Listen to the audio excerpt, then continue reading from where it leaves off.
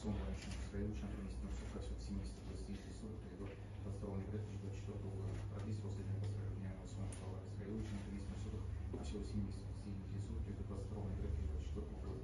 Продлить срок содержания под стражей обвиняемого Сомова Сраиловича на 3 месяца на срок от всего 7 месяцев 29 суток, то есть до 22 ноября 2024 года.